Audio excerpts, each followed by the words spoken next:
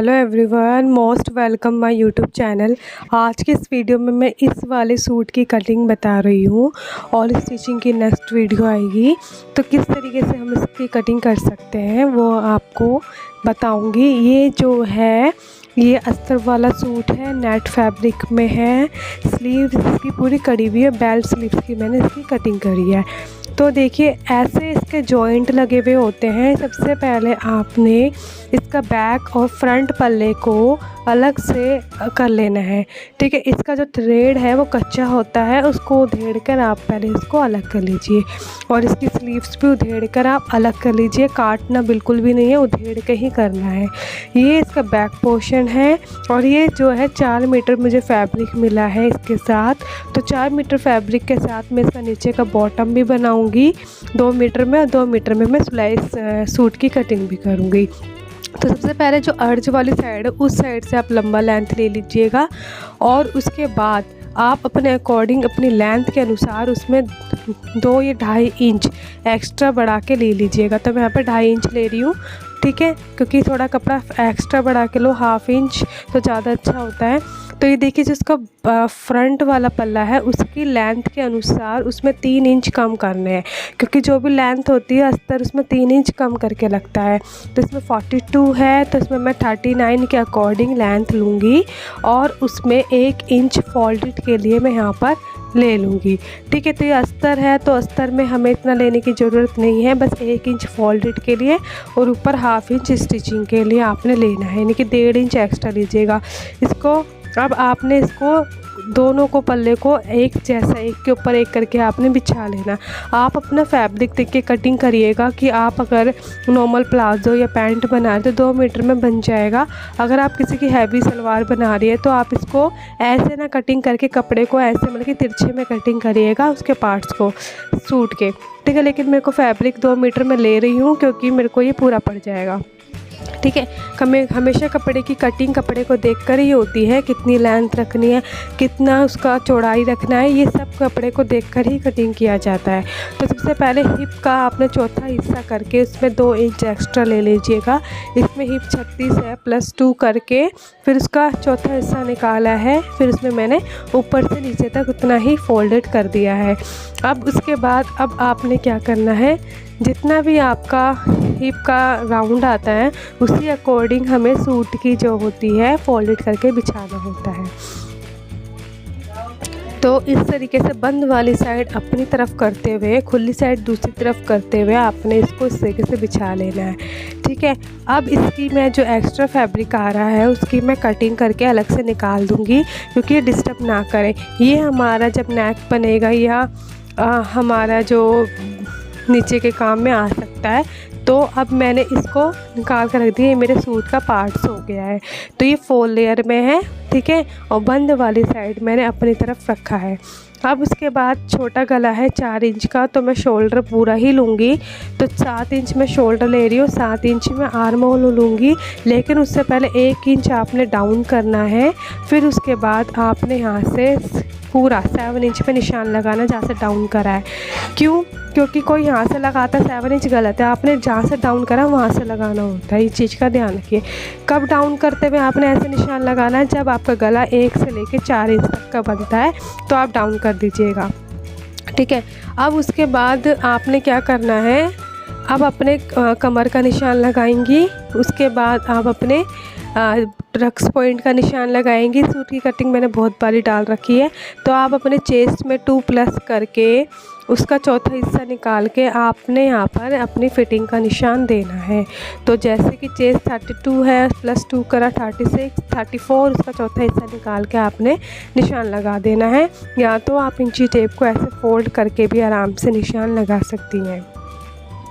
उसके बाद waste point में भी 1-2 पॉइंट का फ़र्क था, उसमें भी सेम टू सेम लगाएंगे, सॉरी टक्स पॉइंट में। अब वेस्ट में आपने जितनी भी आपकी कमर है उसका +2 करके या 1.5 इंच करके, अगर ज़्यादा फिटेड पहनते हो 1.5 इंच करिए, थोड़ा लूज़ पहनते हो 2 इंच कर दीजिए। उसका चौथा हिस्सा निकाल के आपने अपनी कमर का निशान लगाना है। तो कमर इसमें 26 है तो मैं यहाँ पर +1.5 इंच कर रही हूँ, थोड़ा सा मुझे टाइट चाहिए यहाँ से, तो उसका चौथा हिस्सा निकाल दीजिएगा।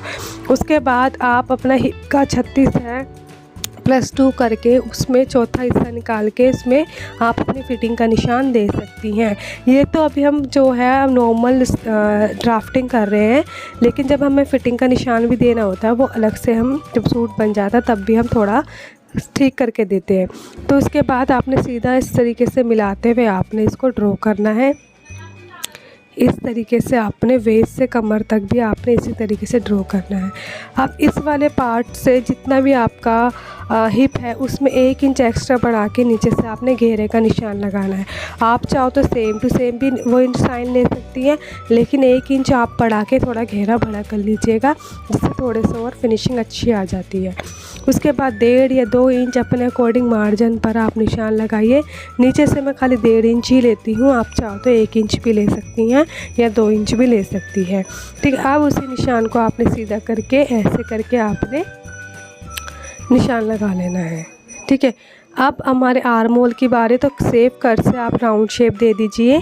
ठीक है, अच्छे से रखते हुए आपने इस तरीके से राउंड शेप देनी है। ये मेरी बैक की हो गई है। अब मैं फ्रंट की भी इसके साथ दूंगी, तो 1 इंच अंदर करते हुए मैं यहाँ से ऐसे निशान लगाऊंगी और यहाँ से भी मैं फ्रंट की निशान लगा के दे दूँगी। ये मेरी फ्रंट के आर्म होल की गोलाई हो गई है। अब गले की चौड़ाई में यहाँ पे 2.7 रख रही हूँ। आप तो 4, 2.5, 3 अकॉर्डिंग अपने अनुसार रख सकते हैं।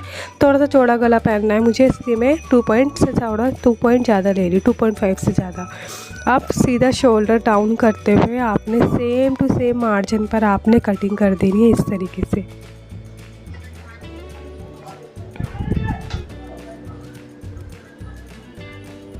आर्म होल की शेप अच्छे से कटिंग करनी है।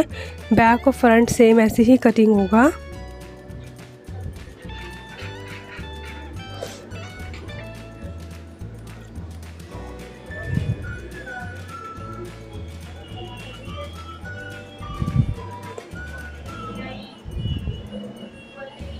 इस तरीके से कटिंग करने के बाद आपका बैक और फ्रंट पल्ला रेडी हो गया है। अब नीचे से थोड़ा सा आप छटाई कर दीजिए। अगर कपड़ा नीचे से टेढ़ा मेढ़ा तिरछा आ रहा है तो आप मतलब की छटाई कर सकती हैं, नहीं तो आप अपने फोल्डेड के लिए 1 इंच आप एक्स्ट्रा करिए, नीचे रखिएगा। यानी कि 1.5 इंच आपने एक्स्ट्रा लेना है, 1/2 इंच ऊपर शोल्डर की सिलाई में और 1 इंच नीचे दबेगा। ये आपका फ्रंट और बैक पल्ले की कटिंग हो गई है। अब आपने फ्रंट पल्ले की छटाई करनी है। तो जहाँ से आपने चौक का निशान लगाया था सेम टू सेम वहीं से आपने इस तरीके से छटाई करके आपने निकाल देना है और यहाँ कट्स का निशान लगाना है। सेंटर में भी कट्स का निशान लगाना है। इस तरीके से आपकी ये जो है फ्रंट पल्ले की कटिंग हो गई है।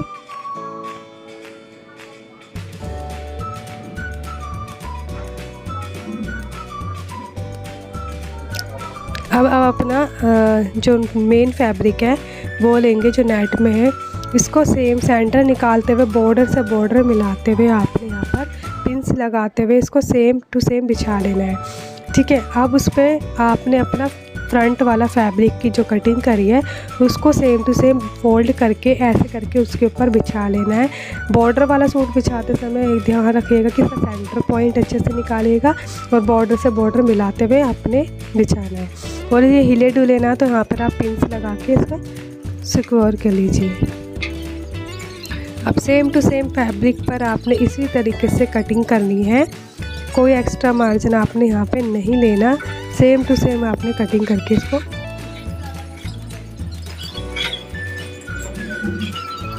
ऐसे आप बैक पल्ले की भी कटिंग करिएगा, सेम टू सेम बिछाकर उस पर नीचे एक्स्ट्रा रखना है आपने फोल्डेड के लिए।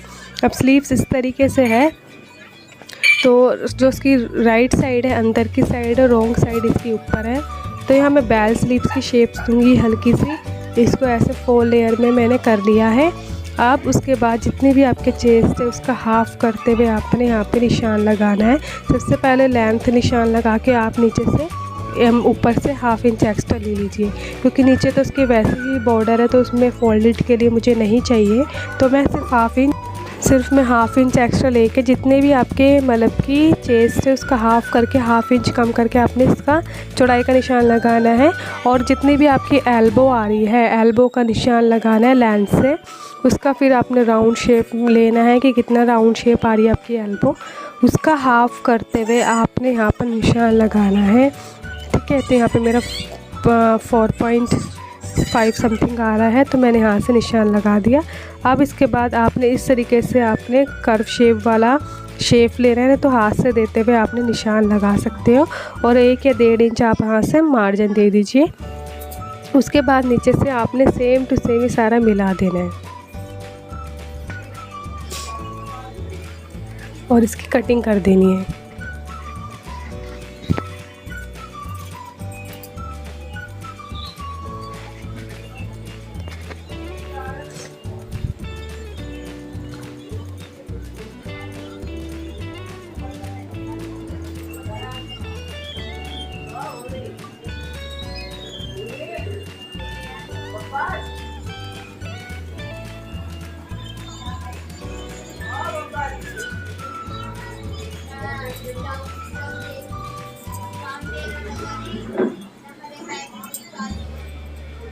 अब आपने गोलाई की शेप की कटिंग करनी है। अब इसे आपने खोलना है और इस चीज़ का ध्यान रखिएगा कि जहाँ पे आपका एल्बो वाली फिटिंग है उसको अच्छे से आपने सिक्योर करना है। यहाँ पे आपने कट का निशान लगाना है। अब इसे खोलते हुए आपने फ्रंट की छटाई करनी है।